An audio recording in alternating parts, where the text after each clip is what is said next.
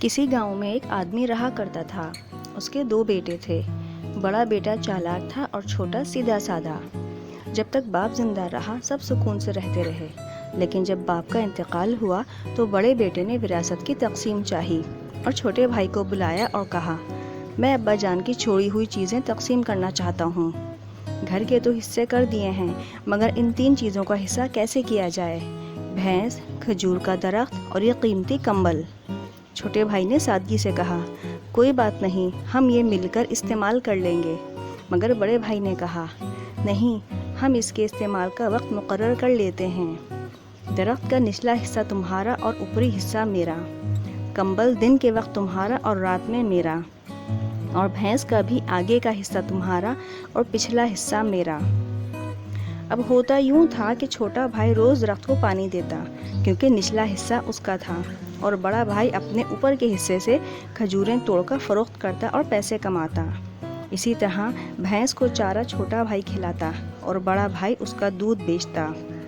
کمبل بھی دن میں چھوٹے بھائی کے پاس بیکار پڑا رہتا، جبکہ بڑا بھائی رات میں مزے سے اس میں سوتا اور چھوٹا بھائی سردی سے ٹھٹرتا رہتا۔ کچھ عرصہ یہی ہوتا رہا۔ آخر گاؤں کے لوگوں نے چھوٹے بھائی کو سمجھایا کہ تمہارے ساتھ ناانصافی ہو رہی ہے، تمہارا بھائی چالاکی سے تمہیں بے وقوف بنا کر چیزوں سے فائدہ اٹھا رہا ہے۔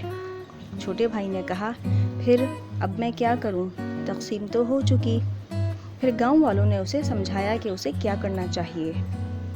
اگلے دن حسب معمول جب بڑا بھائی کھجوریں توڑنے آیا تو چھوٹے بھائی نے درخت کے تنے پر کلہاڑی مارنا شروع کر دی۔ بڑا بھائی چیخا، کیا کر رہے ہو؟ میں گر جاؤں گا۔ چھوٹے بھائی نے جواب دیا، نچلا حصہ میرا ہے، میری مرضی میں جو کروں۔ بڑا بھائی بولا، اس طرح تو درخت کٹ جائے گا اور کھجوریں ہی نہیں رہیں گی۔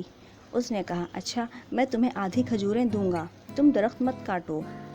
پھر جب بڑا بھائی بھینس کا دودھ نکالنے لگا تو چھوٹے بھائی نے بھینس کے منہ پر ڈنڈے مارنے شروع کر دیے۔ بھینس بدک گئی اور بھاگنے لگی۔ بڑا بھائی چیخا، کیا کر رہے ہو؟ دیکھ نہیں رہے میں دودھ نکال رہا ہوں؟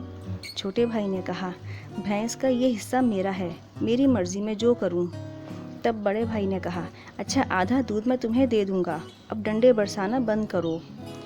اسی طرح جب رات کو بڑا بھائی کمبل لینے آیا تو وہ پانی میں بھیگا ہوا تھا، اور اس پر بھی چھوٹے بھائی کا جواب تھا کہ دن میں کمبل میرا ہوتا ہے، میں جو چاہے کروں۔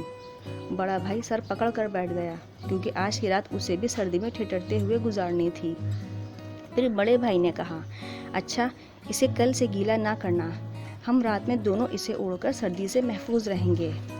اس طرح چھوٹے بھائی نے تینوں چیزوں میں اپنا حق وصول کر لیا۔